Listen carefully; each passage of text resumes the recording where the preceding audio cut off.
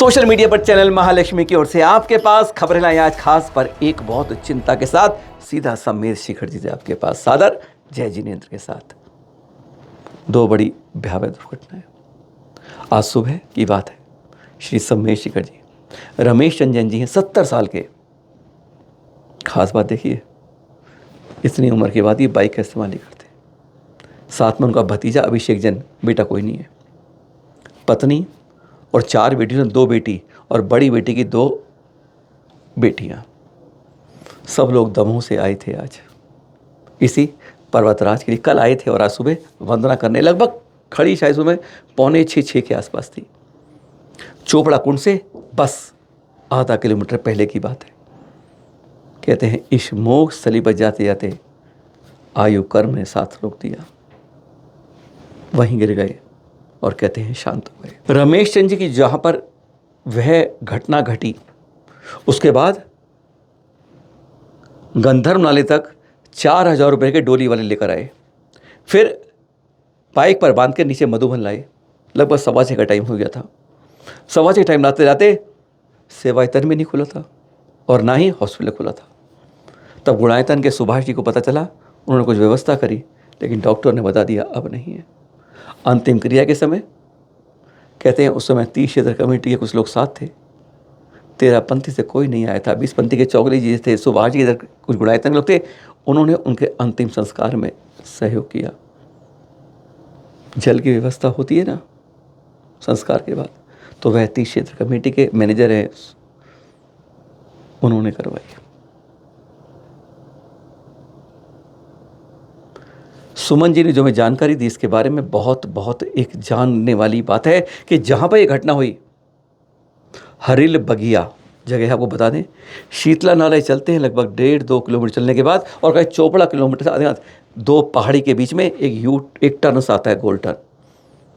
कहते हैं वहां पर वायु का दबाव बहुत कम हो जाता है। यह आप लोगों की जानकारी के लिए बता रहे हैं। कहते हैं आज तक जब से वो 30 साल देख रहे हैं, कहते हैं आधी से ज़्यादा दुर्घटनाएं केवल वहीं पर होती हैं। जब हवा का दबाव कम होता है और सांस में तकलीफ होती है, लोग तेजी से जा रहे होते हैं, तो कहते हैं थोड़ा दूर रह गया और उस भागते भागते सांस इतना फूल जाता है कि सांस ही टूट जाती है। उनके अनुसार जो हमें सुमन जी ने बताया इस बारे में, जो यहाँ पर 30 क्षेत्र कमेटी के वरिष्ठ प्रबंधक है, कि उन्होंने कहा कि मेरे सामने की जो दुर्घटनाओं में आधी दुर्घटनाएं केवल इसी हरिल बगिया के पास, जब 2 पहाड़ियों के बीच में वायु का प्रेशर इतना कम हो जाता है और हाँफते हाँफते वहीं पर कहते हैं सांस रुक जाती है। इसलिए आपसे बता रहे हैं सावधानी क्या रखें। पहले एक घटना के बाद ये देख रहे हैं सारे दृश्य आप उस समय के, जब उन्हें 13 पंथी लाए। अंदर कहाँ कमरा मिला है उन्हें जाके, यानी उनको बाहर लाने के लिए भी व्यवस्था 13 पंथी कोठी से नहीं मिली। आज 13 पंथी के बारे में दूसरी घटना सुन के आप चौंक जाएंगे, वह बताएंगे। पर कहते हैं यहाँ पर इन धर्मशालाओं की कोठियों की जिम्मेदारी कुछ बनती है। अपने तीर्थ यात्रा प्रति कुछ तो कर्तव्य बनता है कि देखें कितने बुजुर्ग आए हैं और साथ में बेटियाँ, लेडीज़ हैं, बच्चे हैं, तो क्यों नहीं उन्हें उस जगह व्यवस्था करते आगे। कहाँ कोने में करी है, कम से कम उसकी उम्र का देखकर, कहते हैं उस व्यक्ति को देखकर। जब इस समय जब बहुत व्यवस्था होती है प्रिय, तब बात अलग है। लेकिन जब जगह खाली है, आज की तारीख में इतनी जगह नहीं है, 1000-1,500 यात्री आज की तारीख में, लेकिन पर तब भी ऐसी व्यवस्था नहीं मिलना बहुत शर्म की बात है। पर बात ये कर रहे थे हम हरिल बगिया की। जब वहाँ पर वायु का प्रेशर कम होता है तो जो लोग दौड़ के जाते हैं, कृपया वंदना के समय चाहे युवा हो, दौड़ कर कभी अपनी यात्रा पूरी नहीं करें, पहली बात। दूसरी बात, जब आप इस शीतला नाले को पार कर लेते हैं, पहले थोड़ा सा एक जगह रुक कर सांस को नॉर्मल कर लीजिए। लगता है कि चोपड़ा कुंड पहुंचने वाले हैं इसके अंदर, तो क्यों नहीं थोड़ा जल्दी कर लें। उस समय ऐसा मत कीजिए। कम से कम इस हरिल बगिया के यानी चोपड़ा कुंड से आधा किलोमीटर 2 पहाड़ियों के बीच में जब दाम पे दबाव कम हो जाता है। ये जानकारी सुमन जी ने बहुत जानकारी खासी दृश्य देख रहे हैं आप। ये लगभग 9 बजे उनकी अंतिम क्रियाएं पूरी की गई। मोक्षधाम वाहन को 30 कमेटी ने सहयोग करवाया और उन तरह से कहते हैं कंधा तक देने के लिए वह प्रबंधक सुमन जी काम आए। यह होती है सेवा, जिसमें यह नहीं रहता कि मैं किस पद पर हूँ, मेरा क्या कार्य है। केवल यात्रियों की सेवा में लग जाना सचमुच यही महानतम कार्य होता है। चाहे अच्छे की बात हो, चाहे कहते हैं इस उम्र में आके यहीं पर आके अंतिम समय करके स्वर्ग की जगह अपने आप बन जाती है। पर यह दर्दनाक हादसा आज हुआ 15-16 से 14-15-16 के 17 तक आए, तो यहाँ पर जब हजारों 30-25 हज़ार सारे हादसे होते, तब कुछ ऐसा नहीं हुआ।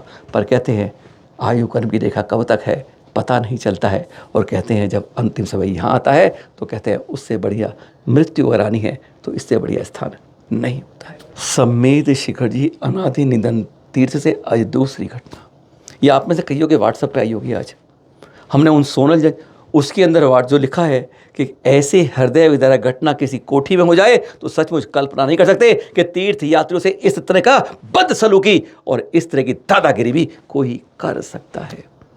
हम सोचा ऐसी बात होगी।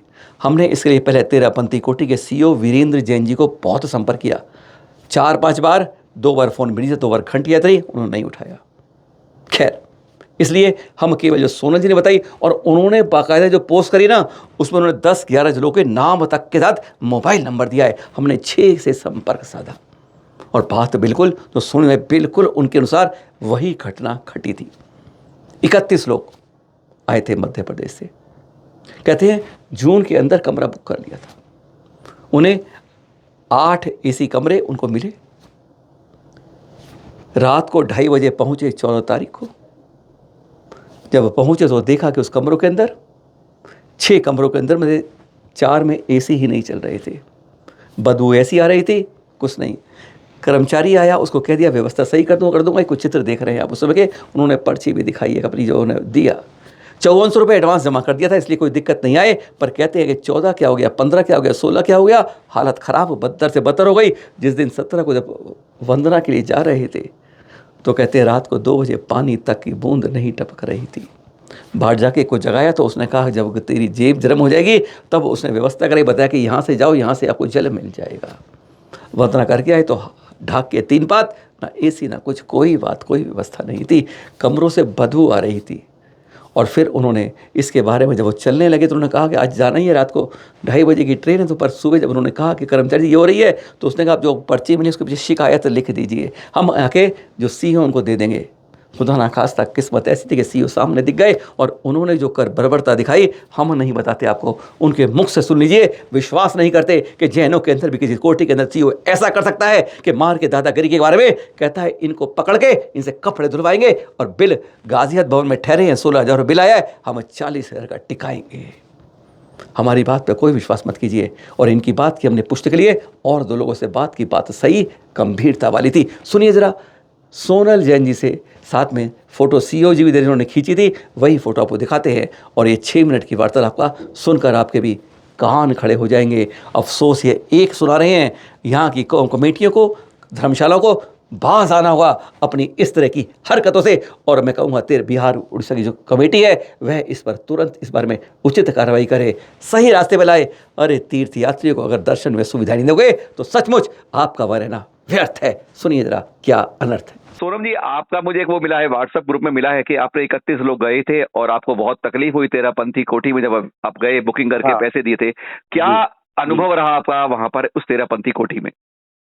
ऐसा हुआ, हम लोग 15 तारीख को तेरापंथी धर्मशाला में पहुंचे तो 2:30 बजे हम उस कमरे में पहुंचे। वहां पे उनका कर्मचारी एक था, तो उन्होंने हमें आश्वासन दिया कि आपकी जो एसी नहीं चल रही है तो वो आपको हम सुबह 6 बजे सही करा के दे देंगे।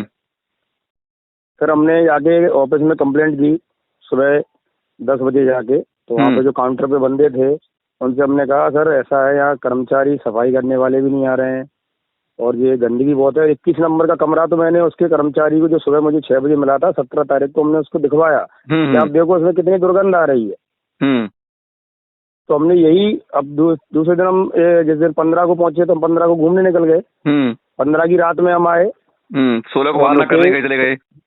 नहीं, 16 को वंदना करने से पहले हम आपको बता रहे हैं।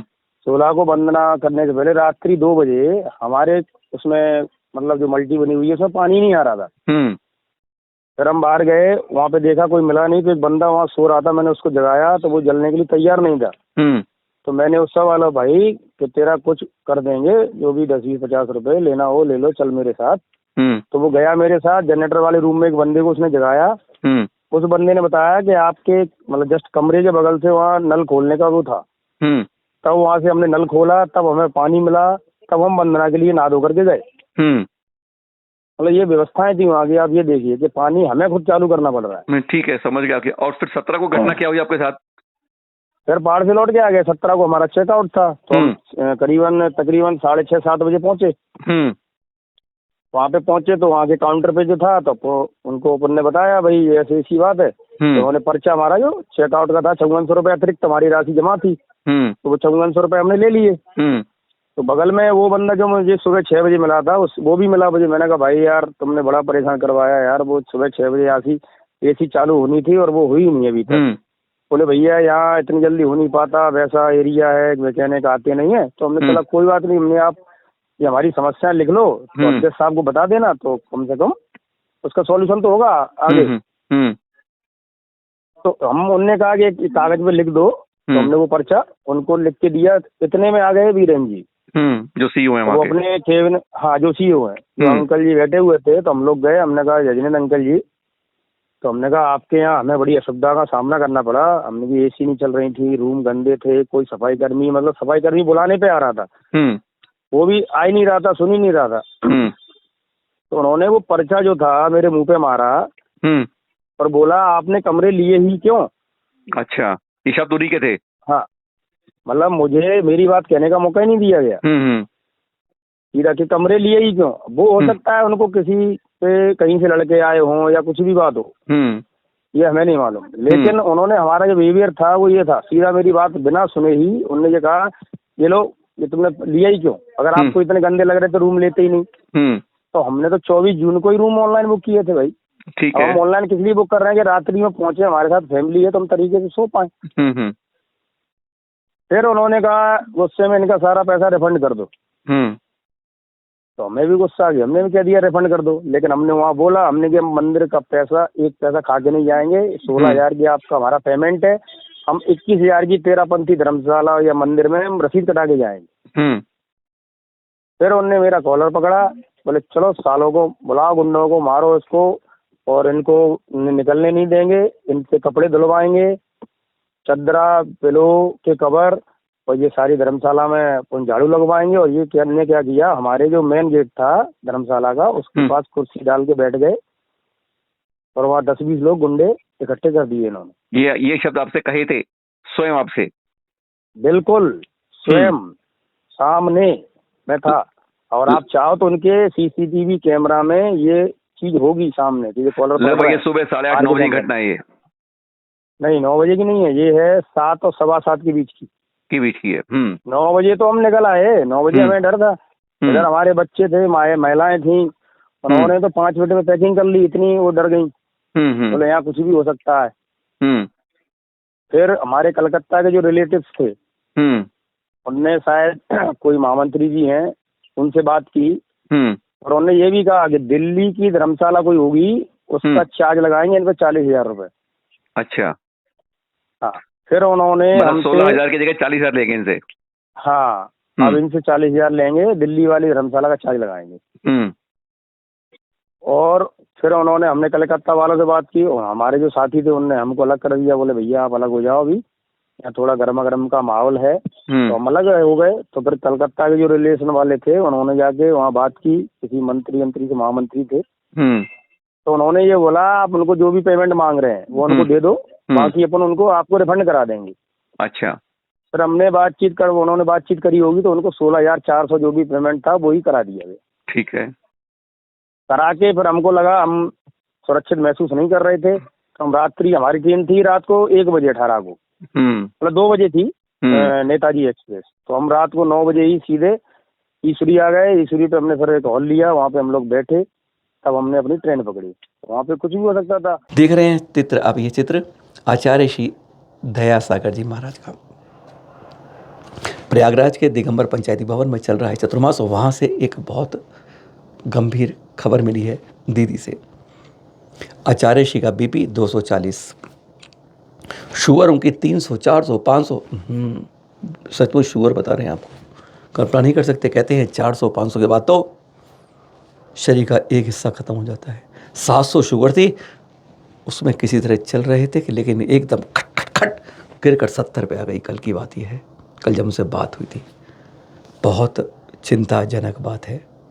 भावना बहाएं अपने बन से, शांति धारा में, माला में, बस हमारे आचार्य श्री शीघ्र स्वस्थ हों, यही मंगल भावना करिए।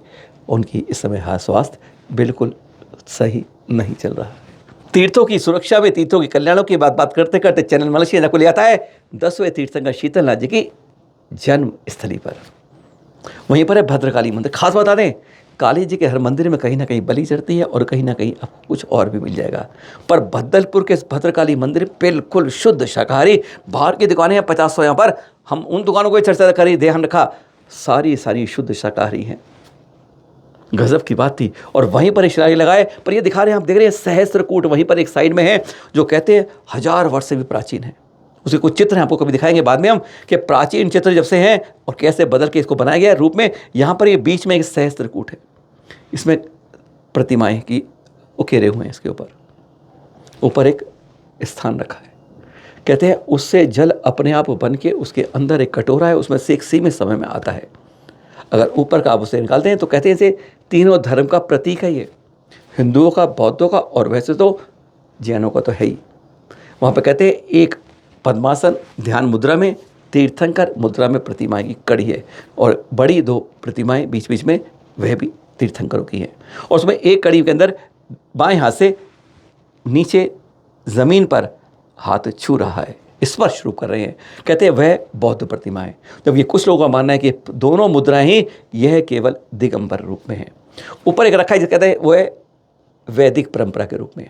जब उसको उठा के हर रोज़ उसे अंदर लॉकर रखा जाता है और सुबह लाया जाता है, कटोरे में जल नहीं आता है। जब उसको ऊपर रखकर उस सहस्त्रकूट से जुड़ता है तो कहते हैं बूंद बूंद कहाँ से जल इकट्ठा होता है, यह आज तक का एक बहुत बड़ा अतिशय राज है इस भद्दलपुर की धरा 10वें तीर्थंकर की जन्म स्थली पर। और यहीं पर उससे लगभग कुछ दूर जहाँ से कहते हैं चरण निकले, बहुत कुछ इतिहास की बातें हैं, बस वहीं पर यह देख रहे हैं आप, ये 10वें तीर्थंकर की विशाल पद्मासर शीतलनाथ प्रतिमा जो पे विराजित हो गई है। पर चारों तरफ का परिसर अभी बन रहा है और बन के तैयार। देखते हैं जरा इसके आगे कैसे उसका काम चल रहा है। यह देख रहे हैं आपको चारों का परिसर, जो अब तो अध्यक्ष हैं राष्ट्रीय अध्यक्ष तीर्थंकर कमेटी के पहले जम्मू पढ़ने गए। इस मंदिर के निर्माण की पूरी मेरी जिम्मेदारी मेरी है। जहाँ पर कहते हैं एक मॉडर्न अत्याधुनिक भोजनशाला जो बन रही है वह तीर्थंकर कमेटी के सहयोग से बन रही है। इस भद्दलपुर में कहते हैं हर कल्याणक भूमि का जो कल्याण किया गणनिहारी का श्री ज्ञानमती माता द्वारा, जिनका 6-7 अक्टूबर को आ रहा है खास दिन शरद पूर्णिमा पर। जानते हैं, आप करेंगे बाद में बात, पर यह बता रहे यहीं पर 26 से 30 नवंबर, नोट कर लीजिए, दिवाली के बाद की बात कर रहे हैं। उसके बाद 26 से 30 नवंबर यहीं पर एक भव्य पंच कल्याणक 10वें तीर्थंकर की जन्म स्थली हुई। अब कहते हैं यह जो कल्याणक भूमि है यह भी एक अपनी पहचान बनाएगी। बस यहीं पर कलुआ पहाड़ ना, कहते हैं वहाँ तपोस्थली है। पहले पूरा भद्रपुर इलाका था जहाँ पर प्रतिमा चरण निकले प्राचीन, यहाँ पर वहाँ पर मैदान बन गया है एक अलग तरीके से। नदी साइड से जा रही है, गजब के दर्शन, ये निर्माण हो रहा है आचार्य भद्र बाबू जी के सानिध्य में। यहाँ पर भव्य पंच 26 से 30 नवंबर है ना खास बात। बस आइए, कह रहे हैं ठहरने की सब सुविधाएं, सुरेश झांझरी जो यहाँ पर देख रहे हैं उन्होंने कहा सबको सुविधाएं मिलेंगी, आपको पूर्व सूचना देगी होगी। बहुत पहले बता रहे हैं, कहते हैं आज ही आपके इस दिमाग में कान के द्वारा डाल रहे हैं। आप पे ले आते हैं, बिल्कुल दक्षिण में आते हैं, तमिलनाडु के टिंटीवनम की बात करते हैं, खास बात करते हैं जो बहुत गजब देख रहे हैं। यहाँ पर आचार्य श्री वसुनंद की सुशिष्या गणनिहारी का गुरु नंदन जी माता जी का, जिनका पिछले बार कन्याकुमारी था ना, चलमाई टीम गई थी, वहीं से अब इनका इस टिंडीवनम में चतुर्मास चल रहा है। और उन्हीं की शिष्या हैं आरिका ब्रह्मानंदनी जी, जिनको आप देख रहे हैं। इन्होंने विज्ञान को भी एक बार ताक पर रख दिया है। 48 दिन की उपवास भक्तामर की इसके अंदर कहते हैं दांतों तले विज्ञान भी आज दबा कर कह रहा है असंभव है, पर कर दिया असंभव इन ब्रह्म। परसों इनकी महापड़ना हुई। उस महापड़ना के अंदर हर कोई उसका कहते हैं पुण्य अर्जित करने के लिए एक लंबी कतार बन गई थी। कहते हैं ऐसे तपस्वी के लिए जिसने विज्ञान को भी धरातल पर लाकर रसातल करके ये दिखा दिया कि सचमुच तप और त्याग ही तपस्या में जैन संतों के अलावा कोई और आपको कुछ मिल नहीं सकता। और ये महापड़ना के दृश्य देख रहे हैं, जब एक लंबी कतार थी उस महापड़ना के लिए आरिका ब्रह्मानंदी जी के 48 उपवास के क्रम को उसको पूर्ण करने के अवसर पर टिंडीवनम के दृश्य गदगद कर जाते हैं। कहते हैं ऐसी अशांत जो होता है मन, उसे शांत करते हुए एक उस जगह पहुंचा देते हैं जहां पर कहते हैं जैनों का कोई मुकाबला नहीं तप त्याग तपस्या में, और इनके संतों को बारंबार नमन है इनकी इस चर्या के ऊपर। अब आपको ले चलते हैं सागर के तिलकगंज में, जहाँ पे परसों 19 अगस्त को दोपहर 12 बजे गुरुवर आचार्य श्री विशुद्ध सागर जी महामुनि राज की सुशिष्या हैं आरिका विजिज्ञासा माता जी। उन्हीं की सुशिष्या हैं जो आप देख रहे हैं शुलिका जिनाज्ञा माता जी, जिनकी परसों संलेखनापूर्वक उत्तम समाधि मरण हुआ। चैनल महालक्ष्मी व सांध्य महालक्ष्मी हार्दिक विनयांजलि अर्पित करता है। बस आज इतना ही। कल फिर मिलेंगे कुछ ऐसी खोज खबरों के साथ, चौंकती वाली, चौंकाने वाली और कुछ ऐसी जो विश्वास नहीं होता ऐसी खबरों के साथ फिर मिलेंगे रात 8 बजे आपके पास। और शॉर्ट्स के रूप में तो मिलते रहे हैं सदाबहार 1, 2, 3 के साथ। सादर जय जिनेंद्र।